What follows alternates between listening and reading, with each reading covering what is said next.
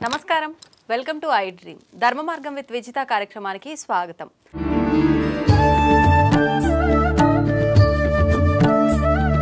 ప్రస్తుత సమాజంలో మనిషికి ఓర్పు అనేది ఎంత అవసరం. పెద్దవాళ్ళు చెప్తూ ఉంటారు, మనిషికి ఓర్పు సహనం అనేది ఖచ్చితంగా ఉండాలి అని చెప్పి.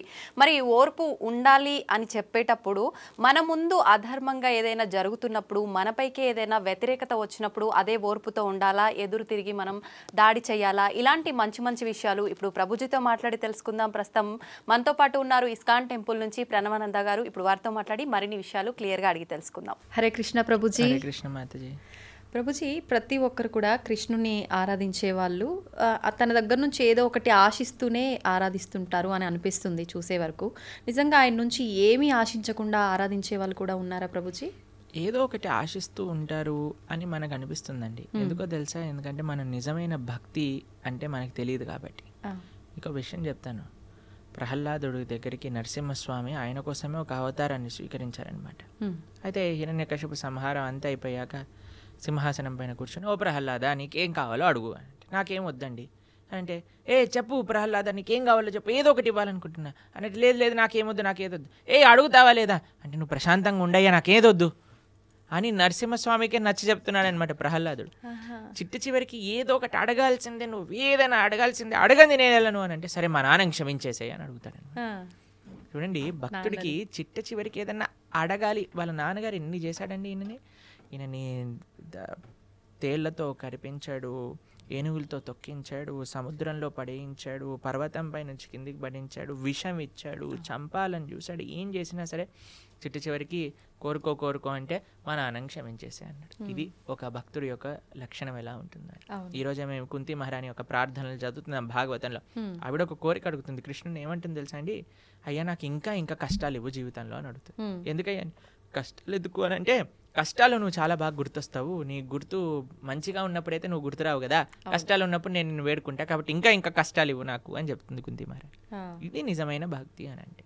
కాబట్టి భగవంతుడి యొక్క భక్తి అని ఎప్పుడైతే ఉంటుందో, భక్తి ట్రాన్స్లేట్స్ టు ప్రేమ. నిజమైన ప్రేమలో అండి వేరే వాళ్ళ దగ్గర నుంచి మనం ఏం తీసుకోవాలి అని అనుకోం, మనం ఏమి ఇవ్వాలి అని ప్రయత్నం చేస్తాం. మా గురువుగారు ఒక విషయం చెప్తారు, love means service, love means sacrifice అని అంటారు.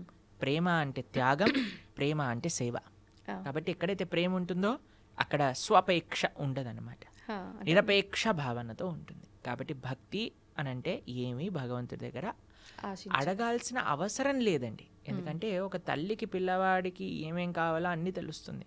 అలానే మనకి పరమాత్మ తండ్రి, మన పరమాత్మ తల్లి అని అనుకున్నాం అనుకోండి, మనం ఏమీ కూడా ఆశించాల్సిన అవసరం లేదు. ఆ భావన పెంచుకోవటమే భక్తి అని అంటే. అంత సులభంగా ఎలా వస్తుంది ప్రభుజీ ఆ భావన? ఎప్పుడైతే మనం సాధన చేస్తామో, ఎప్పుడైతే భక్తుల యొక్క సాంగత్యంలో ఉంటామో. ఎందుకంటే అండి, ఎలాంటి వాళ్ళ యొక్క సాంగత్యంలో ఉంటామో అలాంటి ఆలోచనలే మనకు వస్తాయి. ఎలాంటి వ్యక్తుల యొక్క మనస్తత్వం దగ్గర ఉంటాం. మీకు ఒక విషయం తెలుసా అండి? సైకాలజీ చెప్తుంది, you are average of the 5 persons you regularly associate with. ఏమంటుంది? మన మనస్తత్వం అట మన 5 ఫ్రెండ్స్ లేదా మన 5 కాన్స్టెంట్గా అసోసియేట్ చేసే వ్యక్తుల యొక్క యావరేజే మన మనస్తత్వం అవుతుంది. కాబట్టి ఎవరైతే భగవంతుడికి నిరపేక్ష భావనతో భక్తి చేసే భక్తుల దగ్గర ఉన్నారనుకో, మనకు కూడా వస్తుంది.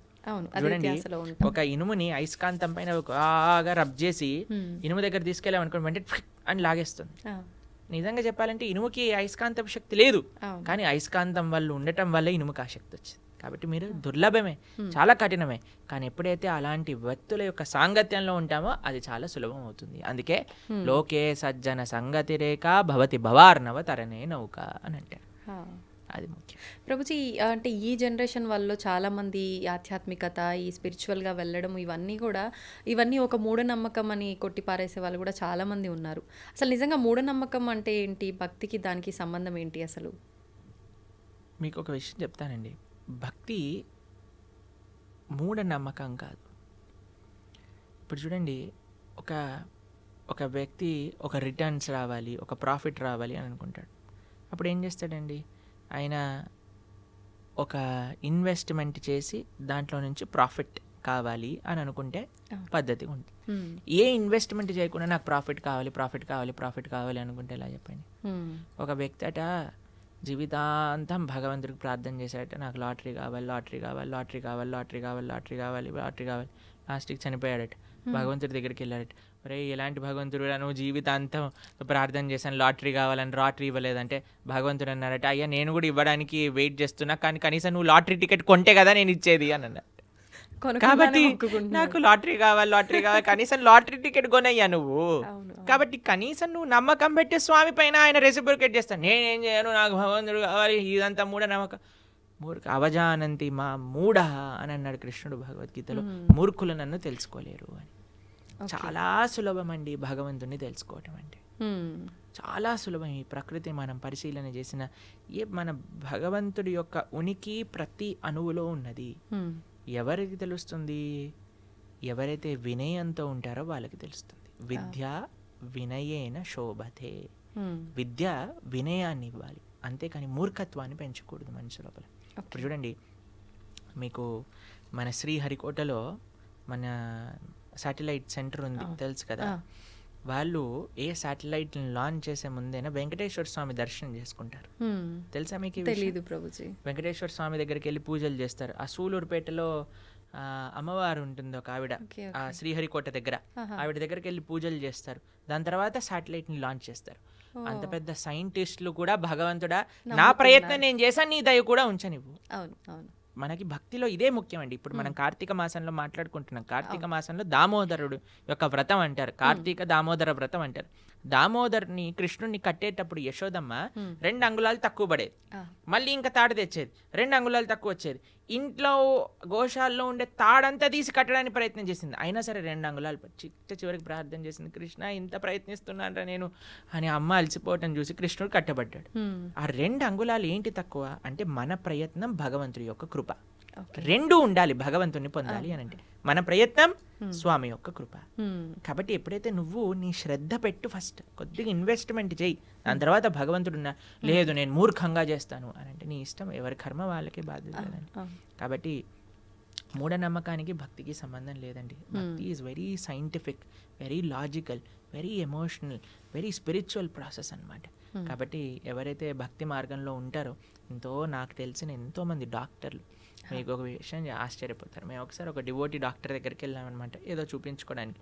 అయితే ఆయన టేబుల్ పైన ఒక పెద్ద బోర్డు ఉంది, దాంట్లో ఏం రాసిందంటే I treat and God heals అని రాసింది. అంటే నేను ట్రీట్మెంట్ చేస్తాను కానీ నయం చేసేవాడు మాత్రం దేవుడు. మంచిగా ఉంది. కాబట్టి ఆ భావన అందరికి ఉండాలండి. కాబట్టి భగవంతుడిపైన నమ్మకం మూఢనమ్మకం కాదు, భగవంతుడిపైన నమ్మకం నిజమైన నమ్మకం, వర్త్ ఇన్వెస్టింగ్, ఆ ఫెయిత్ అనేది. కాబట్టి ముందు మనం శ్రద్ధ పెట్టాలి. మనకి భగవంతుడు ఇచ్చే ప్రేమను ఎప్పుడైతే మనం పొందుతామో దానికి ఇంకొక ఇదంటూ ఉండదన్నమాట. ఒకసారి ఒక డాక్టర్ చెప్పాడు, ఒక ఆయన హైసీలోకి తీసుకెళ్తుంటే కృష్ణ రామ గోవింద రక్షించు తండ్రి అన్నట్టు, నేను ట్రీట్మెంట్ చేస్తుంటే దేవుడికి ఎందుకు ప్రార్థన చేస్తున్నాను, కాపాడేది నేను అని అంటే ఆయన అన్నాడట, అయ్యా నీ హాస్పిటల్లో చనిపోతారా జనాలు అంటే చాలా మంది చంపేస్తున్నావు కదా నువ్వు అన్నాడు. నేను చంపట్లేదు నేను జస్ట్ బతికిస్తాను. బతికించినప్పుడు చంపేవాడివి కదా నువ్వే, 2 రెస్పాన్సిబిలిటీ తీసుకోను. లేదన్న నోరు మూసుకొని వెళ్ళు, మా కృష్ణుడు కాపాడుతాడు, మారే కృష్ణ రాకే కృష్ణ మారేకే. భగవంతుడు బతికించాలి అంటే బతుకుతాడు, భగవంతుడు తీసుకెళ్ళాలి అనుకుంటే ఆయన పిల్లలు తీసుకెళ్తాడు అని అన్నారు. అప్పుడు డాక్టర్ కొద్దిగా వినయం వచ్చిందనమాట. కాబట్టి మనం ఎప్పుడైనా వినయంతో ఉండాలి. శ్రద్ధావాన్ లభతే జ్ఞానం, శ్రద్ధ పెట్టు నీకు జ్ఞానం వస్తుంది, భగవంతుడు ఎవరు ఏంటి అనే విషయాలన్నీ తెలుస్తాయి. ప్రభుజీ, ఆధ్యాత్మిక చైతన్యం అంటే ఏంటి? భక్తి ఆధ్యాత్మిక చైతన్యం రెండు ఒకటేనా? భక్తికి సంబంధించిన జ్ఞానం ఏదైతే ఉందో దాన్ని ఆధ్యాత్మిక చైతన్యము అని అంటారు. ఎప్పుడైతే మనం భగవంతుడి గురించి వింటామో, అందుకే చాలా మంది అండి పూజలకి చాలా ఇంట్రెస్ట్ చూపిస్తారు, వ్రతాలు నోములు చేయాలంటే చాలా ఎంతూజియాస్టిక్గా ఉంటారు. అదే నువ్వు వచ్చి భాగవతం వినరా నాయన అంటే ఎవరు రాడనమాట, గీత చదువురా బాబు అంటే ఎవరు రాడనమాట. ఎందుకు అని అంటే మనకి ఒక స్టెప్స్ ఆఫ్ డివోషనల్ సర్వీస్ ఉంటాయి. 9 భక్తి మార్గములు అని అంటారు, మీరు వినే ఉంటారు కదా. మన ఛానల్లో ఒక ప్రవచనం ఉన్నది 9 భక్తి మార్గాలపైన. అందులో ప్రహ్లాదుడు వాళ్ళ నాన్నగారికి చెప్పినప్పుడు, ప్రహ్లాద హాస్టల్లో ఏం చదువుకున్నావు అని అంటే ప్రహ్లాదుడు అన్నాడు, చదివించి నను గురువులు చదివి తిని సకల శాస్త్రములు చదువులలో మరుమమెల్ల చదివి తిని తండ్రి అని ప్రహ్లాదుడు అన్నాడు అనమాట. అయ్యా నన్ను గురువులు చదివించారు, నేను సకల శాస్త్రములు చదువుకున్నాను, ఆ చదువులలో మర్మం అంటే ఎసెన్స్ ఆఫ్ స్క్రిప్చర్స్ నేను నేర్చుకున్నాను అంటే చాలా ఆనందపడతాడండి హిరణ్యకశిపు. అంటాడు ఏంటి అసారాంశమో చెప్పు ప్రహ్లాద అని అంటే, శ్రవణం కీర్తనం విష్ణు స్మరణం పాద సేవనం అర్చనం బంధనం దాస్యం సఖ్యం ఆత్మనివేదనం. ఆయన అంటాడు శ్రవణం కీర్తనం విష్ణో స్మరణం పాదసేవనం. శ్రవణం అంటే ఫస్ట్ స్టెప్ ఆధ్యాత్మిక భక్తి మార్గం లేదన్నా ఉంటే భగవంతుడి గురించి వినటం, ఇది గుర్తుపెట్టుకో. శ్రవణం, దాని తర్వాత కీర్తనం అంటే భగవంతుడి యొక్క నామ జపం చేయడం. ఇప్పుడు మేము వచ్చేటప్పుడు భగవన్ నామం జపం చేసుకుంటే ఈరోజు ఏకాదశి కదా, 64 మాలలు చేస్తామని అందరం భగవన్ నామ స్మరణ చేస్తూ ఉండాలి. ఫస్ట్ ఎందుకు నేను జపం చేస్తున్నా, ఎందుకంటే జపం చేయడం భగవంతుని తెలుసుకోవటానికి అత్యంత ముఖ్యమైన మార్గము అని మనం విన్నాం కాబట్టి జపం చేస్తాం. శ్రవణం కీర్తనం విష్ణోహో స్మరణం, ఏదైతే మనం విన్నామో దాని గురించి స్మరణ చేస్తూ ఉండాలి. మొన్న మేము మాయపూర్లో మా గురువుగారు యాత్ర అయిందనమాట.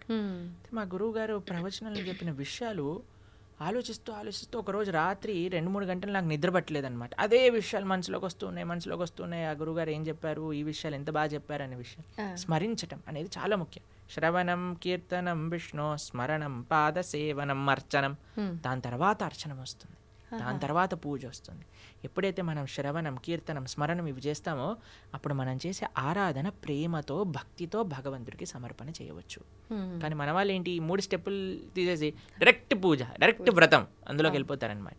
కానీ ఫస్ట్ వినాల్సింది భగవంతుడి గురించి, ఫస్ట్ చేయాల్సింది భగవన్ నామ స్మరణ. దాని తర్వాత భగవంతుడు ఏం చెప్పారు, మన గురువులు ఏం చెప్పారు, భక్తులు ఏం చెప్పారని స్మరించుకోవటం. దాని తర్వాత మనం మెల్లమెల్లగా ప్రభుజీ చాలామంది అంటారు, అంటే కొంతమంది ఎలా అంటే ఇప్పుడు మీరు చెప్పినట్టుగా వినటము మాట్లాడటము ఇవన్నీ ఇష్టపడకుండా డైరెక్ట్ పూజ, డైలీ పొద్దున్నే పూజ చేసామా మళ్ళీ మన పనికి మనం వెళ్ళామా అలా ఉంటారు. కొంతమంది ఏమో అసలు పూజలు జోలికే వెళ్ళరు, భగవంతుడు నా మనసులో ఉన్నాడు, నేను మనసులో తలుచుకుంటే సరిపోతుంది అంటారు. నిజంగా ఎలా చేసినా భగవంతుని అనుగ్రహం పొందొచ్చా? మళ్ళీ దామోదర మాసం అన్నాం కదా, దామోదర లీల గురించి ఒక చిన్న విషయం చెప్తాను. యశోదమ్మ ప్రతిరోజు ప్రొద్దున లేవంగానే పెరుగుతో కవ్వం పెట్టి చిలుకుతుంది అన్నాం. ఎందుకంటే గోపికల యొక్క పని వెన్న తయారు చేయటం, పాలు నెయ్యి పెరుగు వెన్న, ఇదే వాళ్ళ పని. రోజు వెన్న చిలుకుతూ ఉంటుంది ప్రొద్దున లేసి. ప్రతిరోజు అందరు గోపికలు అదే పని చేసేవాళ్ళు. ఏం చేసేవాళ్ళు తెలుసా అండి, కేవలం వెన్న చిలికేవాళ్ళు కాదు, నోటితో కృష్ణుడి గురించి పాడుతూ ఉండేవారు అనమాట. హే కృష్ణ హే గోపాలక హే కృపాజరనిదే హే సింధు కన్యాపతే హే కంసాంతక హే గజేంద్ర కరుణా పారీణ హే మాధవ అని భగవంతుడి గురించి పాడుతూ భగవంతుని స్మరిస్తూ ఉండేవారు. అరే కృష్ణుడు ఇంత చిన్న పిల్లవాడైనప్పుడు పూతని సంహరించాడు, దాని తర్వాత తృణావర్తిని సంహరించాడు, అరే బ్రహ్మాండములన్నీ కూడా నోట్లో చూపించారు, ఏంటి కృష్ణుడి యొక్క మాయ, అలా స్మరిస్తూ వాళ్ళు చేసే పని చేస్తుండేవారు. కానీ మనసు మాత్రం కృష్ణుడి పైన ఉండేది, నోటి ద్వారా భగవంతుడి యొక్క నామస్మరణ. కాబట్టి మన డ్యూటీ మనం చేయాలి, మన రెస్పాన్సిబిలిటీస్ మనం చేయాలి. కానీ ఎలా చేయాలి, భగవంతుడి కోసం చేయాలి, భగవంతుడిని స్మరిస్తూ చేయాలి, భగవన్ నామం చెప్తూ చేయాలి. అది ఓకే ప్రభుజీ, ఎలాగూ కార్తీక మాసం కదా, ప్రతి ఒక్కరు కూడా అసలు ఎప్పుడు పూజ చేయని వాళ్ళు కూడా ఈ మాసంలో ఆధ్యాత్మికంగా చాలా దగ్గరగా ఉంటారు. ఆలయాలకు వెళ్ళటం కానీ, ఇంట్లో నిత్య దీపారాధనలు కానీ. ప్రత్యేకించి కృష్ణుని ఆరాధించే వాళ్ళు ఏ రకంగా ఆరాధిస్తే ఆయన అనుగ్రహం? కార్తీక మాసంలో దామోదరుడి యొక్క ఆరాధన చాలా విశేషం. కార్తీక మాసం వ్రతాన్ని ఊర్జ వ్రతము అని అంటారు. అంటే మన లోపల తేజస్సుని, శక్తిని, ఆనందాన్ని పెంచే వ్రతం అనమాట. ఎందుకంటే ఇది సాక్షాత్తుగా రాధారాణి యొక్క స్వరూపము అని మా సాంప్రదాయంలో బృందావన కృష్ణ భక్తి మార్గంలో చెప్తూ ఉంటారనమాట. ఎందుకు అని అంటే మీరు చూడండి, ఎప్పుడు కృష్ణుడి పక్కనే రాధారాణి ఉంటుంది. మనం చెప్పటం కూడా రాధే కృష్ణ అని అంటాం, సీతారామ అని అంటాం, లక్ష్మీనారాయణ అంటాం. రాధే కృష్ణ అని అన్నప్పుడు రాధా కృష్ణ. కృష్ణుడు భగవద్గీతలో ఒక విషయం చెప్తారు, మాసాన మార్గశీర్షోహం అని అంటారనమాట. మాసములలో నేను మార్గశీర్ష మాసాన్ని అని అంటాడు. మార్గశీర్ష అంటే డిసెంబర్, డిసెంబర్లో వచ్చే ధనుర్మాసం అని అంటారు చూడండి, అది మార్గశీర్ష మాసం. మార్గశీర్షం ముందు వచ్చేది కార్తీకం. కృష్ణుడు మార్గశీర్షం అయితే రాధారాణి కార్తీకం అనమాట. కాబట్టి కృత్తిక అనేది రాధారాణి యొక్క పేరు అనమాట. కాబట్టి కార్తీక మాసంలో చాలా విశేషం. బృందావనంలో అయితే మీరు అడుగు వేయడానికి కూడా ప్లేస్ ఉండదు. బృందావనం ఊరు బయట వెహికల్స్ అన్ని ఆపేస్తారు, అంత రష్ ఉంటుంది.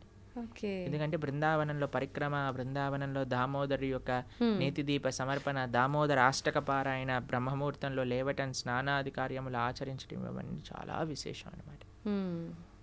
ప్రభుజీ ప్రతి ఒక్కరికి కూడా ఓర్పు అనేది ఉండాలి, సహనం ఉండాలి, ప్రతిదానికి ఆవేశపడకూడదు, ఎదుటివారు ఏదైనా అన్నప్పుడు మనం ఆలోచించి మాట్లాడాలి అని చెప్తూ ఉంటారు పెద్దవాళ్ళు. అసలు ఓర్పు సహనం గురించి భగవద్గీతలో ఏం చెప్పబడి ఉంది? చాలా చాలా విషయాలు భగవద్గీతలో ఓర్పు సహనం గురించి చెప్పారయ్యా.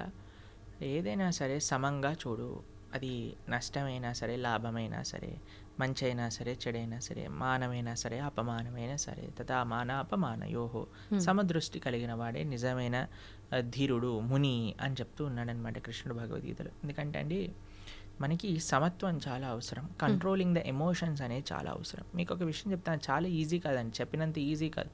దానికి మన లైఫ్ స్టైల్ చేంజ్ చేసుకోవాలి. మనం ఎప్పుడైతే రాజసీకమైన వ్యక్తులతో, వస్తువులతో, ఆహారంతో మనం అసోసియేట్ అవుతామో అప్పుడు అది మనం ఎమోషన్స్ని కంట్రోల్ చేసుకోలేమన్నమాట. ఎప్పుడైతే మనం సాత్వికంగా ఉంటామో, ధార్మికంగా ఉంటామో, మీకు ఎగ్జాంపుల్ చెప్పానో లేదో నాకు తెలీదు. ఒకసారి మేము ఒక స్టూడియో నుంచి వస్తున్నప్పుడు ఒక వ్యక్తి మాతో పాటు నడుస్తూ వస్తున్నప్పుడు ఒక ఆయన పరిగెత్తుకుంటూ ఫాస్ట్గా నడిచేసరికి ఈ వ్యక్తిని భుజాలపైన ఇలా డాష్ అయిందనమాట. కింద పడిపోయాడు. కింద పడిపోయి లేసాడనమాట. లేసేసి నా దగ్గరికి వచ్చి, ప్రభుజీ నేను, అప్పుడు ఆయన మాల వేసుకున్నాడు. అయితే ఆయన చెప్పాడు, ప్రభుజీ నేను మాత్రం మాల వేసుకొని ఉంటే వీడు ముక్కు పలిగేది అని అన్నాడు అనమాట. అయితే అన్న చాలా మంచివాడు అయ్యా, నువ్వు సంవత్సరం పాటు మాల వేసుకొని ఉండు, ఎంతమంది ముక్కులు రక్షింపబడతాయి నువ్వు మాలలో. ఎందుకంటే ఆయన ఏమనుకున్నాడు, అరే నేను ఇప్పుడు మాల వేసుకున్నా, బొట్టు పెట్టుకున్నా, ఇలాంటి వస్త్రాలు వేసుకున్నా, కాబట్టి నేను అనవసరంగా కోపం తెచ్చుకోకూడదు అనే ఒక భావన మనసు లోపల ఉంది. అదే మాల లేకపోయింటే వాడు ముక్కు పలిగిపోయేది, పెద్ద యుద్ధం అక్కడ. అందుకే ఆధ్యాత్మిక భావన ఎందుకు మనకు కావాలి, ఎందుకు మనం బొట్టు పెట్టుకోవాలి, ఎందుకు మనం మాల వేసుకోవాలి, ఎందుకు మనం సాంప్రదాయంగా ఉండాలంటే ఎప్పుడైతే మనం ఇవన్నీ ఎక్స్టర్నల్ థింగ్స్, చాలామంది అంటారు ఎందుకు ఇవన్నీ అవసరం లేదు, ఇదంతా షో ఆఫ్ అంటారు. కాదండి, ఇవి ఇలా వేసుకున్న వాళ్ళ వల్ల చాలామంది ముక్కులు కాపాడబడుతున్నాయి, చాలామంది బ్రతికి ఆనందంగా ఉంది. ఎందుకంటే మనిషి అంటే ఎమోషనల్ కదా, వెంటనే యాక్ట్ చేయాలనిపిస్తుంది. కానీ ఆధ్యాత్మికత ఏం చేస్తుందో తెలుసా అండి, ఆ మనిషిని ఆలోచింపజేస్తుంది.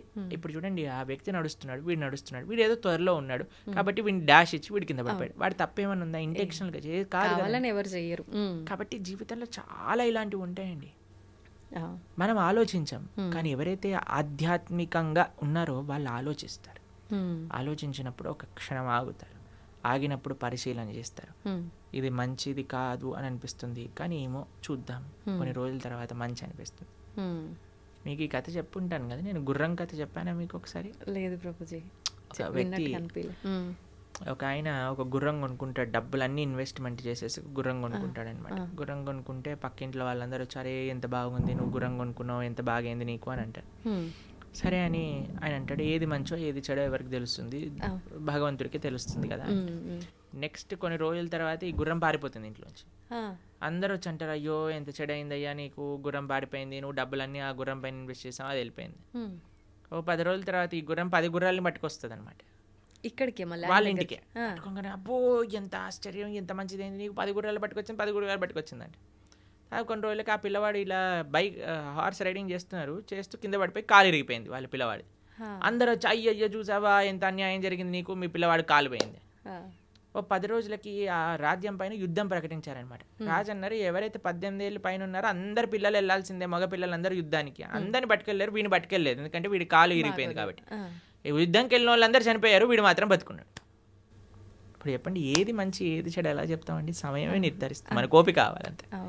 ఈ నమ్మకం ఉండాలి, పరమాత్మ నాకు ఏది చేసినా మంచిగా చేస్తాడు. ఇప్పుడు ఆ తల్లి వచ్చింది అనుకోండి, మీరు ఆడుకుంటున్నారు, రేపు ప్రొద్దున ఎగ్జామ్ ఉంది, ఎంత మీరు ఏది చేసినా సరే ఫోన్ కానీ ఆ ఆట కానీ తీసేసి లోపలికి ఇంకో కావాలంటే ఒక చెంప మీద పీకైనా సరే నేను చదివిస్తుంది.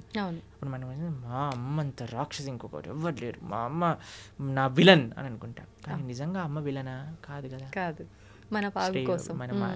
అది ఎప్పుడు తెలుస్తుంది? నువ్వు పెద్దగా అయ్యాక తెలుస్తుంది. నీకు ఈ సమయంలో అది చెడు అనిపిస్తుందేమో, అది ఆ వస్తువు తప్పు కాదు, ఆ వ్యక్తి తప్పు కాదు, ఆ సిచ్యువేషన్ తప్పు కాదు, నీ పరిమితి, నీ మెచ్యూరిటీ లేదు.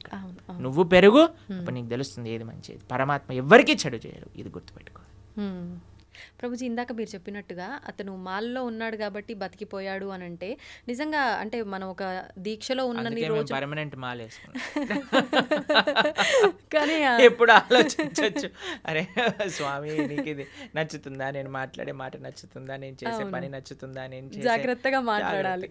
అందుకే ఆధ్యాత్మిక భావన అనేది, ఈ స్పిరిచువాలిటీ ఏం చేస్తుంది అడిగితే ఇదే చేస్తుందండి, మనిషిని మారుస్తుంది తప్పకుండా. నేను దీన్ని 100కి 1,000,000 రెట్లు గ్యారంటీతో చెప్పగలను.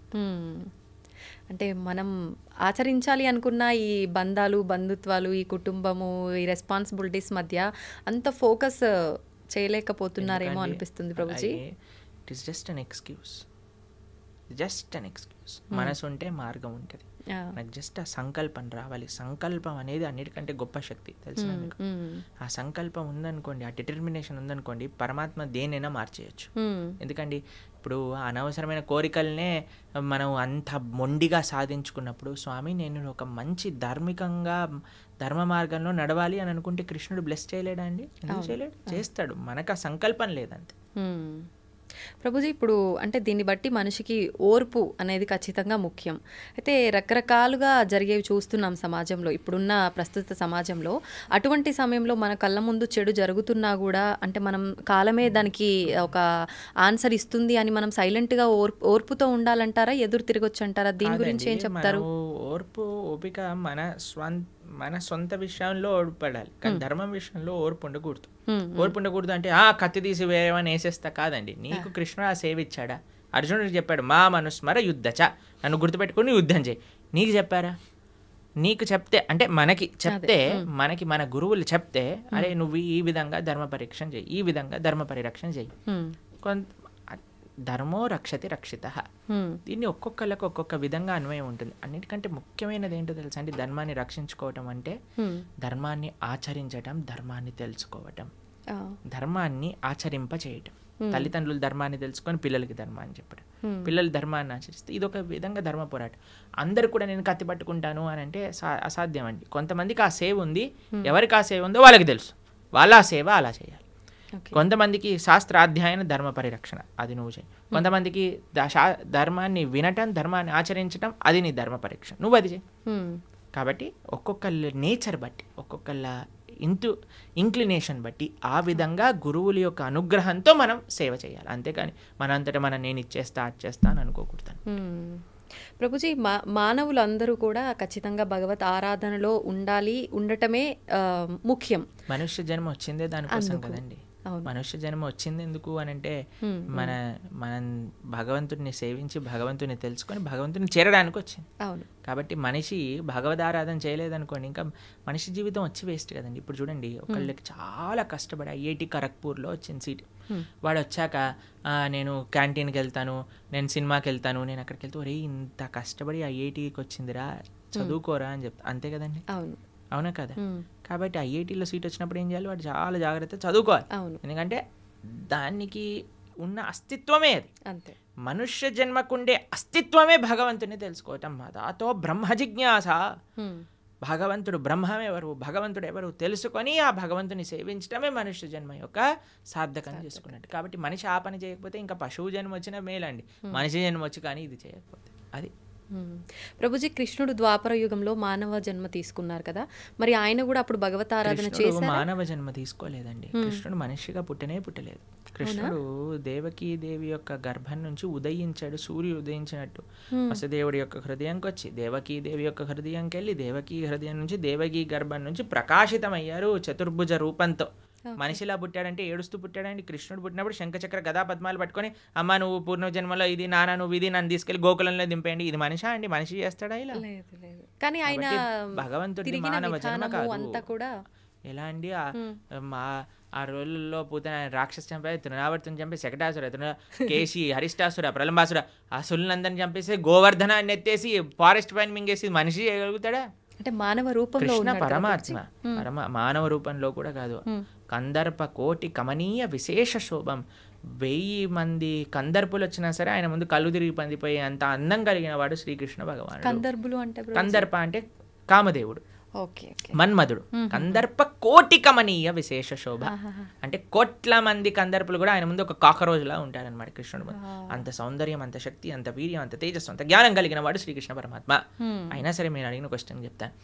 బృందావనంలో కృష్ణుడి పట్ల ఎంత ప్రేమ ఉండేది వ్రజవాసులకి అని అంటే, ఏదన్నా సంహరించిన, ఇంత పెద్ద పూతన అనే రాక్షసిని సంహరించిన చిట్ట చివరికి వాళ్ళ అమ్మ తీసుకొచ్చి ఆవు తోక తీసుకొని కృష్ణుడికి దిష్టి తిప్పి, అయ్యో మా తామకి దిష్టి తగిలింది కదా, నారాయణుడు రక్షింపుగాక అని. ఇప్పటికీ మీరు బృందావనంలో నందగావ్ అనే ప్రదేశానికి వెళ్తే నంద మహారాజ్ ఆరాధన చేసిన శేషశాయి విష్ణు యొక్క మూర్తి అక్కడ కనిపిస్తుంది అనమాట.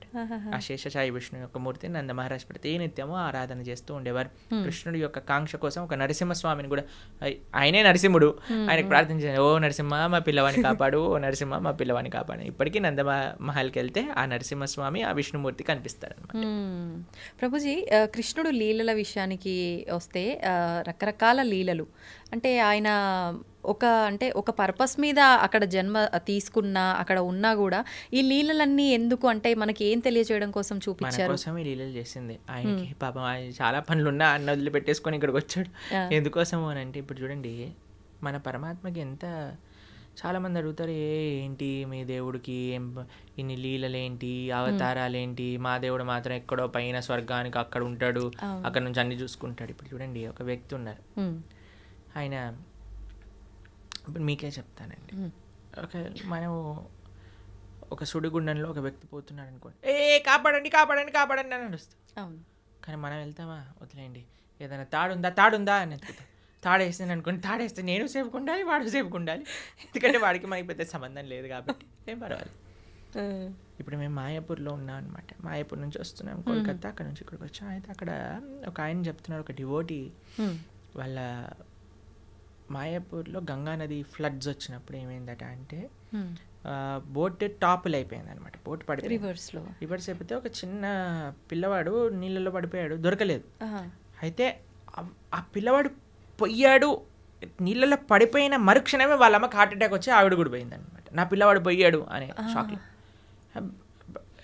అంటే అంత ప్రేమ, అంత అటాచ్మెంట్ అనమాట. అవును, పరమాత్మ మనం సంసారంలో పడిపోయి ఇబ్బంది పడుతున్నాము అన్న మరుక్షణం ఆయన కూడా సంసారంలోకి దుంకేశాడు అనమాట. ఎందుకు దుంకేశాడు అంటే మనల్ని కాపాడడానికి. ఎలా కాపాడాడు వీడిని అంటే, వీడికి సినిమా చాలా ఇష్టం కదా అని ఆయన కూడా పాపం సినిమాలో హీరోయిన్ రీల్స్ ఏమంటారు ఆ మూవీ నడిపినట్టుగా ఆయన కూడా అన్ని లీలలు చేశాడు. అయ్యో మనుషుడు ఎప్పుడైనా మన లీలలు వింటాడేమో, లీలలు దర్శిస్తాడేమో, లీలలు చూస్తాడేమో, లీలల గురించి అనుభవిస్తాడేమో, అయ్యో లీలల పైన ప్రేమ పెంచుకుంటే, నా నామం పట్ల ప్రేమ పెంచుకుంటే నా దగ్గరకు వచ్చేస్తాడు కదా అని పాప ఆయన అంత ప్రయత్నం చేశాడు. కానీ మన వాళ్ళు భాగవతం చదవరు, వినరు, భగవద్గీత చదవరు, వినరు. ఎంత అన్యాయం చెప్పండి. స్వామి మన కోసం అంత కష్టపడుతున్నప్పుడు మనం ఎంత కష్టపడాలి స్వామి కోసం? అది ప్రభుజీ, అందరూ అంటే మనం ఎవరైతే ఉన్నామో ప్రతి ఒక్కరు కూడా నా బిడ్డలే అని చెప్పి భగవంతుడు అంటుంటారు. అయితే మరి కొంతమంది ఏమో మంచి మార్గంలో వెళ్తుంటారు, కొంతమంది చెడు మార్గంలో వెళ్తుంటారు. అందరము ఆయన బిడ్డలే అయినప్పుడు ఆ మార్గంలో వెళ్ళే వాళ్ళని మంచి మార్గంలోకి తీసుకొచ్చే ప్రయత్నం భగవంతుడు ఎందుకు చేయట్లేదు అంటారు? చేస్తున్నాడు కదండి, ఇంటర్వ్యూ అదే మార్గం. కానీ అందరూ మారట్లేదుగా ప్రభుజీ, కొంతమందిలో మార్పు వస్తుంది. అదే అంటున్నా, పరమాత్మ ఆయన ప్రయత్నం చేస్తున్నాడు. ఇప్పుడు గుర్రాన్ని చెరువు వరకు తీసుకెళ్ళొచ్చు కానీ నీళ్ళు దాయించలేం కదండి. పడుకున్నవాడిని లేపచ్చు కానీ పడుకున్నట్టు నటిస్తున్నవాడిని లేపలేం కదండి. పరమాత్మ ఆయన వైపు నుంచి ఆయన ప్రయత్నం చేస్తున్నారు.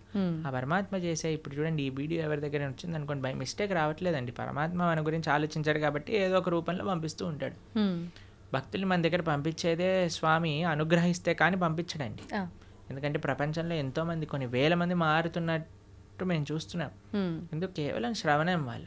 కాబట్టి ఎవరికైతే ఆ ముఖ్యత్వం తెలుసో, ఇప్పుడు చూడండి ఒక ఆయనకి 1 kg వెయిట్ ఉండే వజ్రం ఇచ్చారట. ఆయన ఏమనుకున్నట్టు, బాగానే ఉంది, మా ఇంట్లో ఆ త్రాసు పనిచేయట్లేదు, ఆ కేజీ మాపు చేసి అది లేదని ఈ కేజీ తీసుకొని అక్కడ పెట్టి ఉప్పు పప్పు అన్నీ వే చేసి ఇస్తున్నాడట. అయితే ఒక ఆయన వచ్చిన వాడు చూసాను, అమ్మో 1000 వజ్రం. ఈయన అన్నాడట, ఒరే ఈ కేజీ మాపు నేను ఇస్తా, ఈ రాయి నాకు ఇచ్చేసే అన్నాడు. సరే ఈ రాయి తీసుకొని నాకు మాపు కావాలని ఆ వజ్రం ఇచ్చేసాడట. వాడు పెట్టుకొని పెద్ద కోట్లు సంపాదించుకున్నాడు. ఎందుకు? వాడికి విలువ తెలియదు.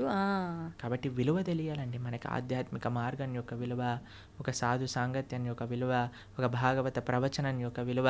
శ్రీకృష్ణ భగవానుడు మనకి చెప్తున్నాడు ఒక విషయం, మనకి ఇంత మనుష్య జన్మలో ఇంతమంది ఎన్నో విషయాలు వింటూ ఉంటే నా దగ్గరికి కృష్ణుడు ఈ విధంగా కృష్ణ భక్తి గురించి చెప్పే విధంగా నాకు తెలిసింది అంటే మనం మారడానికి ప్రయత్నం చేయాలి.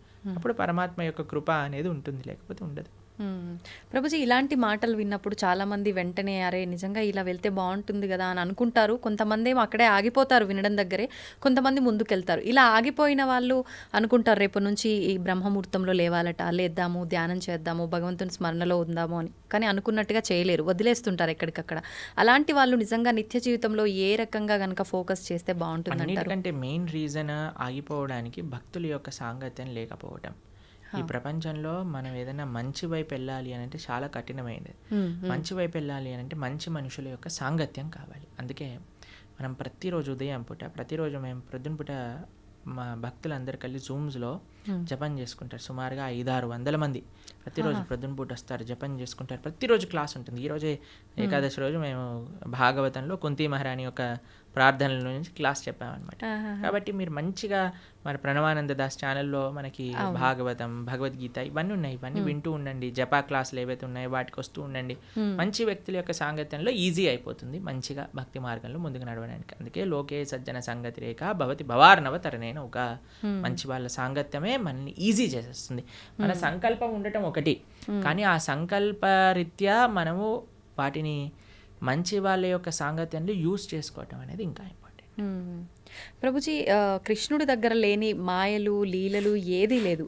అయితే గాంధారి శాపం నుంచి నందవంశాన్ని ఎందుకు కాపాడలేకపోయారు? అసలు గాంధారి శాపం కృష్ణుడి పైన ఏం పంచలేదు, తెలుసా మీకు ఆ విషయం? అవునా ప్రభుజీ? గాంధారి శాపం వల్ల కృష్ణుడికి ఏం అవ్వలేదు. చూడండి, సూర్యుడి పైన నేను ఒక దీపావళి రాకెట్ ఇడిచి పెడతానన్నాను అనుకోండి, సూర్యుడికి ఏమైనా నష్టం అవుతుందా అండి? దీపావళి రాకెట్ సూర్యుడిని ఏమైనా చేయగలుగుతుందా?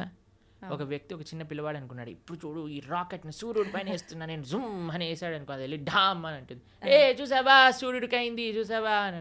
అది వాడి మూర్ఖత్వం. అంతే అంతే. కృష్ణ పరమాత్మ ఆయన లీలలు అవజానంతి మామూఢ మానుషం తనుమాశ్రిత పరంభావమజానంతో. భగవద్గీతలో ఆయన ఏమంటాడంటే, ఎప్పుడైతే నేను ఈ యొక్క మానవులు ఉండే ఈ లోకానికి లీలలు చేయడానికి వస్తారో మూర్ఖులు నన్ను తెలుసుకోలేరు. అవజానంతి మామూఢ మానుషం తనుమాశ్రిత పరంభావమజానంతో, నా యొక్క పరతత్వాన్ని తెలుసుకోలేరు. ఎందుకంటే అనిపిస్తుంది కదా, అరే కృష్ణుడు ఇక్కడే మనతో పాటు మన లాగానే నడుస్తున్నారు, అది ఇదే. కాబట్టి గాంధారి పెట్టిన శాపం వల్ల కృష్ణుడు అవతార స్వీకారం నుంచి అవతార పరిసమాప్తి చేసేంతవరకు ఏమేం చేయాలో ఆయనకు క్లియర్ స్కెచ్ చేసుకొని వచ్చారనమాట.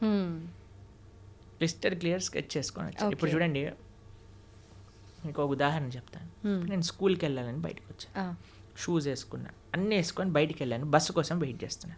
అంతలోపల పక్కింటి వాళ్ళు బైక్లో వెళ్తారండి స్కూల్కి, వాళ్ళు వెళ్తున్నారు, నిన్ను కూడా దింపేస్తాను అన్నాను అనుకోండి, సరే ఎలా ఉన్నా బస్సు రావడానికి టైం ఉంది కదా, వీళ్ళు ఎలా వెళ్తున్నారు కదా ఎక్కేసి మనం వెళ్ళిపోయాం. ఇప్పుడు ఆ వ్యక్తి దింపేశాక, ఈరోజు నేనే స్కూల్కి తీసుకొచ్చాను లేకపోతే వాడు రాకపోతుండే అన్నాడు అనుకోండి, ఏమన్నా ఉందా? ఆల్రెడీ స్కూల్కి తయారయ్యాడు, బస్సు కోసం వెయిట్ చేస్తున్నాడు, బస్సు వచ్చే లోపల వెయిట్ చేస్తున్నారు కదా, ఈయన ఎలా వెళ్తున్నాడు కదా అని వెళ్ళాడు, అంతే కదండి. అలానే పరమాత్మ ఈ విధంగా అవతార పరిసమాప్తి జరుగుతుంది, ఈ విధంగా ఏదో అంశం పరలోకానికి వెళ్ళిపోతుంది అని అన్ని ప్లాన్ ఉంది. గాంధారి నువ్వు నశించుగాక, సరేలే ఎలాగనో ప్లాన్లో ఉంది కదా, ఈవిని కూడా స్వీకరిద్దాం, ఈ మాటలు కూడా స్వీకరిద్దాం అని పరమాత్మ స్వీకరించాను. అంతేగాని గాంధారి శాపం వల్లే అయింది, సూర్యుడికి పైన రాకెట్ వేసినట్టు. ఓకే, మన మూర్ఖత్వమే అవుతుంది. ఓకే ఓకే ప్రభుజీ, శ్రీకృష్ణ తులాభారం గురించి తెలుసు కదా, అయితే తులాభారంలో తులసికి చాలా ప్రాముఖ్యత ఉంటుంది.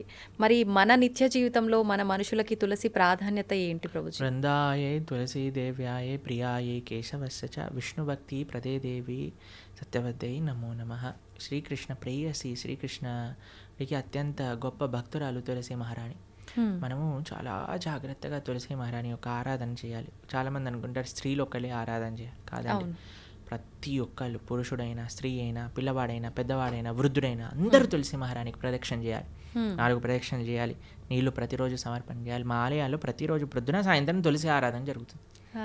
మీరు చూడండి, ఇస్కాన్ టెంపుల్కి వచ్చి ఆ పూజ ఏదైతే భగవంతుడు ఉండే గర్భగృహంలో ఉంటారో అక్కడ తులసీదేవి కూడా ఉంటుంది. తులసీదేవికి వస్త్రాలు వేసి తులసీదేవిని ఆశీర్వదిస్తారు. విగ్రహ రూపంలో కాదు, తులసి కోటకే వస్త్రాలు సమర్పణ చేసి అక్కడ పెడతారనమాట. ఎందుకంటే ఆవిడ సాక్షాత్తుగా కృష్ణుడి యొక్క పరమ భక్తురాలు. కాబట్టి అందుకే కృష్ణుడికి పెట్టే నైవేద్యం, ఏ అభిషేక ద్రవ్యం, నీరు, దేన్నైనా సరే తులసి వేయకుండా సమర్పణ చేయొద్దు భగవంతుడికి. తులసి పెడితేనే స్వామి స్వీకరిస్తారు. తులసి పెట్టిన నైవేద్యం భగవంతుడు స్వీకరించారు, భక్తులు కూడా అలాంటి నైవేద్యాన్ని స్వీకరించారనమాట. కాబట్టి విష్ణు తత్వానికి ఎక్కడైనా సరే నైవేద్యం పెట్టామంటే తులసి పెట్టి మాత్రమే చేయాలి. కాబట్టి ఈ తులసి ఆరాధన ముఖ్యంగా కార్తీక మాసంలో ప్రతి నిత్యం కూడా మనం 3 సార్లు నీళ్లు వేసి 4 సార్లు ప్రదక్షిణ చేయాలి. తులసి మహారాణికి దీపం పెట్టాలి తులసి దగ్గర, తప్పనిసరిగా ప్రతి ఒక్కరు చేయాల్సిన పని. ప్రభుజీ తులసిలో కూడా 2-3 రకాల తులసులు ఏదైనా పర్వాలేదు.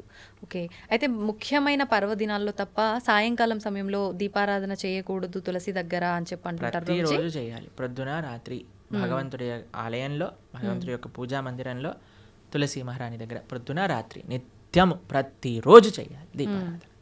ఓకే ప్రభుజీ, కృష్ణుడి విషయానికి వస్తే గోపికలతో రాసలీలలు ఆడుతుంటాడు బృందావనంలో అని చెప్పి అంటుంటారు. అయితే దాన్ని తప్పుగా కూడా భావించకూడదు అని అంటుంటారు. మరి కామక్రీడకు రాస క్రీడకు తేడా ఏంటి? అసలు అది కామక్రీడ అని భావించొద్దంటారా? అసలు రాసలీల అంటే ఏంటి, అసలు కామం అంటే ఏంటి, ఇవన్నీ తెలుసుకోవాలి ఫస్ట్. ఇప్పుడు చూడండి, కృష్ణుడు రాసలీల చేసినప్పుడు ఆయన వయసు ఎంతో తెలుసా అండి? 6 సంవత్సరాలు. చిన్న పిల్లడు. 6 సంవత్సరాల పిల్లలు అమ్మాయిలు అబ్బాయిలు అందరూ కలిసి ఆడుకుంటున్నారు అనుకోండి, మీరు ఏమంటారు? ఏ దూరం జరుగు, అమ్మాయి దగ్గర ఆడవద్దు అని అంటారా మీరు ఎప్పుడైనా? లేదు. మీరు ఎప్పుడైనా అలా చేశారా మీ పిల్లలతో? ఎప్పుడైనా అందరు చిన్న పిల్లలు అందరూ కలిసి ఆడుకుంటున్నారు అనుకోండి, ఎప్పుడైనా ఆయన డిఫరెన్షియేషన్ చూస్తామని? 6-7 సంవత్సరాల వయసు ఉన్న పిల్లవాడండి రాసక్రీడ జరిగినప్పుడు, తెలిసినా మీకు? ఇంకో విషయం చెప్తాను, గోపికలు అంటే ఎవరు? గోపికలు అంటే స్త్రీ, కృష్ణుడు అంటే పురుషుడు కాదండి. కృష్ణుడు యొక్క శక్తియే గోపిక. కృష్ణుడి యొక్క హ్లాదిని శక్తి యొక్క స్వరూపములే గోపికలన్నీ కూడా, శ్రీమతి రాధారాణి కూడా.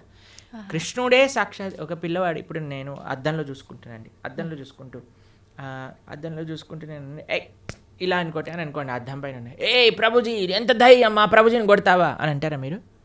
అరే నీ ఇష్టం, ఇక నీ అద్దం నీ రిఫ్లెక్షన్ ఏదైనా చేసుకో, నువ్వు ఎంత ముద్దు వస్తున్నావా, నువ్వు రాసి ఒకటైనా పెట్టు, ఏదైనా చేసుకో, అది నువ్వు నీ రిఫ్లెక్షన్, అంతే కదండి. అంతే.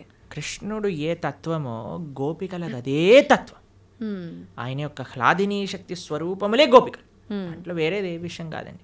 ఇప్పుడు రాస నృత్యం అంటే ఏంటి అనుకుంటున్నాడు? అదొక నృత్యం, ఆనంద స్వరూపం. అది ఒక స్త్రీ పురుషుని మధ్యలో జరిగే, మీరు అంటున్నారు కదా ఏదో భౌతికమైన సంబంధం కాదండి. అది సాక్షాత్తుగా ఒక జీవాత్మ పరమాత్మ కలిసినప్పుడు పొందే ఆనందాన్ని రాసలీల అని అంటారు. రాసలీల శుకదేవుడికి అన్నిటికంటే ఫేవరెట్ పాస్ టైం భాగవతంలో. శుకదేవుడు ఎవరో తెలుసా అండి? శుక మహర్షి. ఆయన పుడుతూనే తల్లి గర్భం నుంచి నడుచుకుంటూ వెళ్ళిపోయాడు.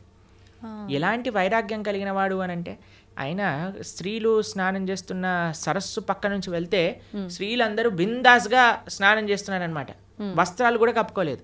వ్యాసుల వారు అడుగుతారు, అయ్యా ఏంటి మీరు అని అంటే, ఆయనకండి స్త్రీ పురుష భేదమే లేదు, ఆయన అంతా ఆత్మజ్ఞాన తత్వంలో రమించేవాడు, కాబట్టి మాకు ఆయన డిఫరెన్సియేషనే తెలియలేదు. ఎందుకంటే స్త్రీకి చాలా తొందరగా పురుషుడి దగ్గర ఏదైనా చెడు భావన ఉంటే కనిపట్టేయచ్చండి. కానీ ఆ స్త్రీలు అంత వైరాగ్యం కలిగిన శుకమహర్షి ఏంటో తెలుసా అండి? ఆవు పాలు పితికినంత సమయం కంటే ఎక్కువ ఒక ప్రదేశంలో ఉండలేరు, అంత వైరాగ్యం కలిగిన వ్యక్తి. ఆయనకి ఫేవరెట్ లీల రాసలీల. అంటే అంత వైరాగ్యం కలిగిన వ్యక్తి ఒక భౌతికమైన గర్ల్ ఫ్రెండ్ బాయ్ ఫ్రెండ్ విషయాలు మాట్లాడతారా అండి? అది కూడా ఎవరి ముందు? పరీక్షిత్ నరేంద్రుని ముందు. వేలాది మంది ఋషులు యోగులు మునులు కూర్చొని శ్రవణం చేస్తున్న ఒక సభలో.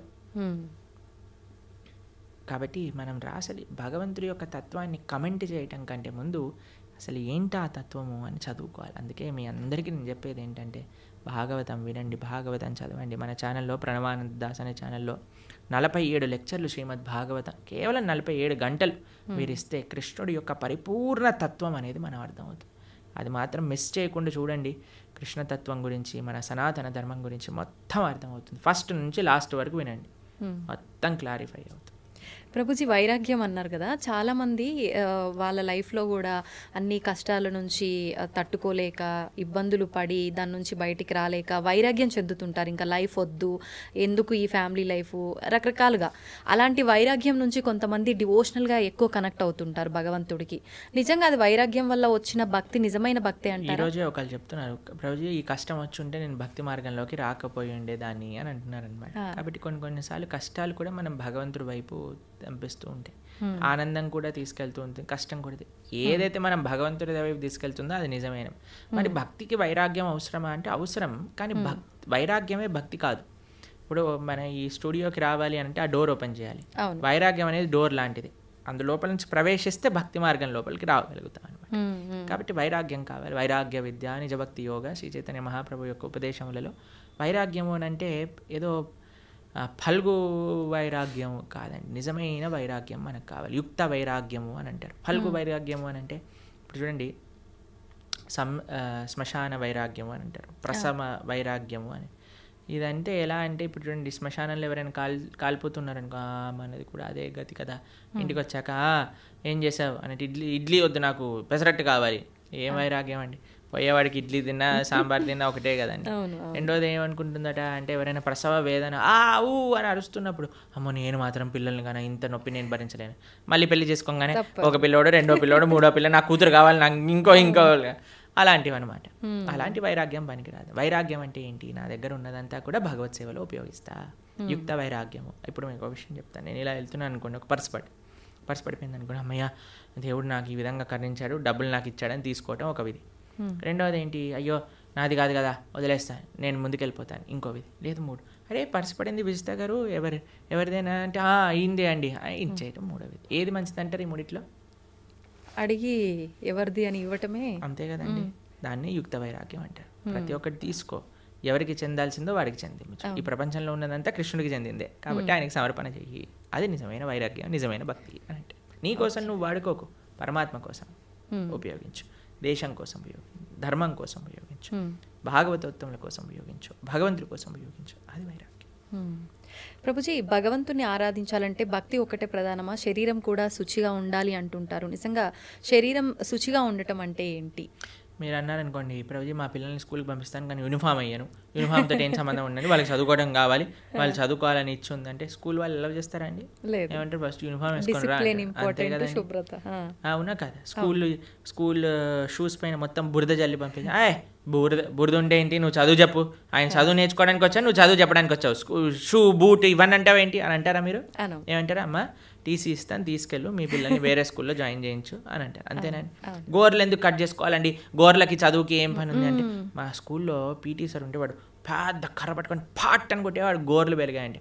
అందరు పీటీ పీరియడ్ ముందు అందరు పళ్ళతో మొత్తం పడేసేసేవాళ్ళు అనమాట, హడలు వచ్చేసేది అనమాట. వామ్మో పీటీ ఈరోజు థర్స్డేనా అని అందరు హడలిపోతుండేవారు అనమాట. మీరు తినారా ప్రభుజీ అట్లా దెబ్బలు? అంటే గోర్లతో కొరికేసాం అనమాట.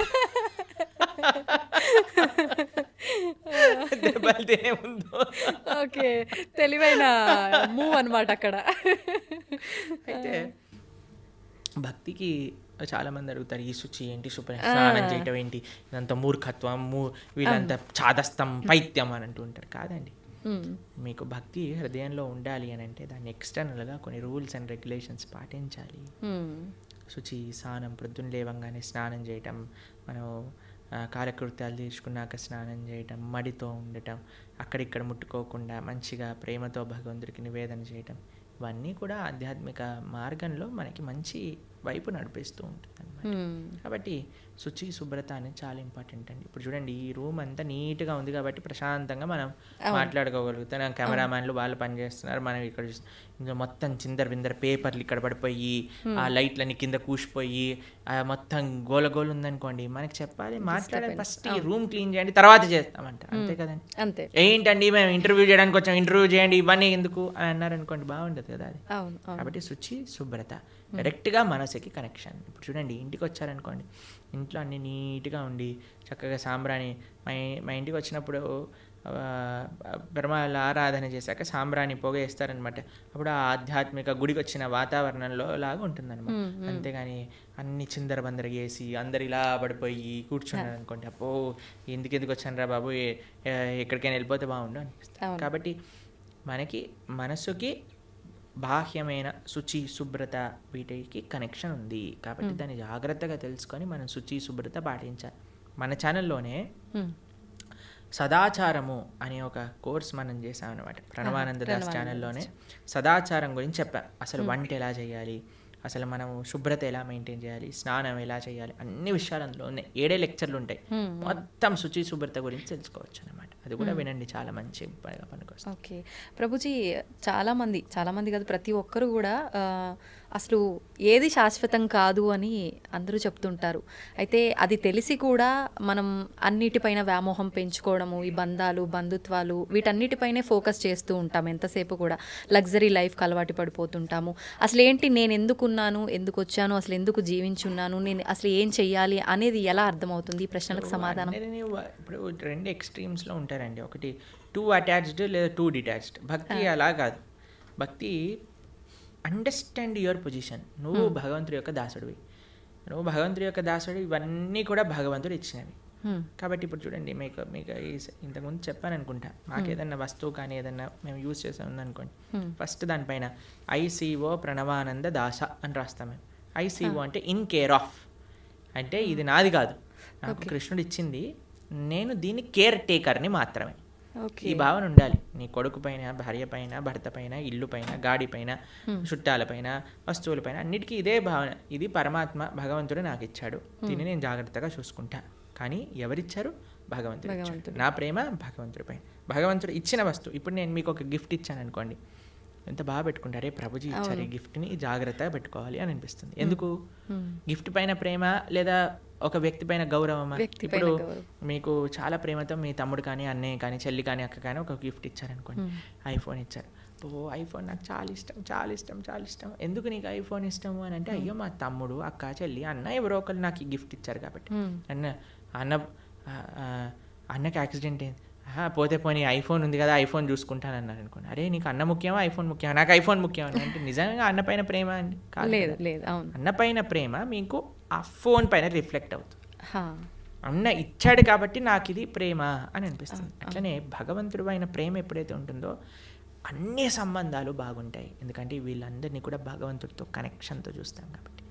ఎప్పుడైతే భగవంతుడిని తీసేస్తామో జీవితంలో మన స్వార్థం, ఆవిడ అనుకుంటుంది ఆవిడ స్వార్థం, నేను అనుకుంటాను నా స్వార్థం, పిల్లలు అనుకుంటారు నా స్వార్థం, తల్లిదండ్రులు అనుకుంటారు నా స్వార్థం, అత్తమామలు అనుకుంటారు వాళ్ళ స్వార్థం. కానీ ఎప్పుడైతే కుటుంబం మొత్తం కలిసి భగవంతుడిని ఆశ్రయిస్తుందో అప్పుడు అందరూ కృష్ణుడికి ఏది మంచిది, కృష్ణుడు నేను ఏం చేస్తే నాతో ఆనందంగా ఉంటాడు అని ఆలోచించి ఆ విధంగా చేస్తాను. ఇదే భక్తి అంటే. అందుకే శ్రీల ప్రభుపాదుల వారికి వాళ్ళ గురువు గారు చెప్పారు, everything can come later. The most important necessity in this world is Krishna consciousness. భక్తి ప్రపంచంలో ఉంటే అన్ని రకాల సుఖములు, అన్ని రకాల స్వాంతనలు, అన్ని రకాల సౌఖ్యం చేకూరుతుంది. దాంట్లో ఎటువంటి డౌటే లేదు. ఇది ముఖ్యం. ప్రభుజీ, ఎక్కువగా ఇస్కాన్కి సంబంధించిన వాళ్ళు ఎవరైనా సరే కృష్ణుడి గురించే ఎక్కువగా మాట్లాడుతూ ఉంటారు. మరి కృష్ణుడి సోదరుడు బలరాముడి పాత్ర గురించి కానీ ఆయనకు సంబంధించిన విశేషాలు ఎందుకని తెలియదు? బలరాముడు ఎందుకండి, మేము ఎన్నోసార్లు బలరామ జయంతి పెద్ద ఉత్సవం మా ఆలయాల్లో, తెలుసా మీకు? మా సాంప్రదాయంలో బలరాముడి ఉత్సవం కానీ, బలరాముడి యొక్క లీలలు చర్చించుకోవటం కానీ చాలా ముఖ్యంగా చేస్తాం. మీరు ఎప్పుడైనా మా బలరాముడి గురించి మాట్లాడిన వీడియోలు ఎన్నో ఉన్నాయి. కాబట్టి బలరాముడు గురువుకి సంకేతం. ఆయన యొక్క శక్తియే గురు పరంపర ద్వారా వస్తుంది, మన ఆచార్యుల వరకు వస్తుందన్నమాట. కాబట్టి మన గురువు చేసే శుశ్రూష, గురువు చెప్పే మాటలు సాక్షాత్తుగా బలరాముడు చెప్పే మాటలే అనమాట. కాబట్టి నిరంతరం వాటిని ఆరాధన చేస్తాం. బలరాముడికి ఆధ్యాత్మిక శక్తి ఇస్తాడనమాట, చాలా ముఖ్యమైనది.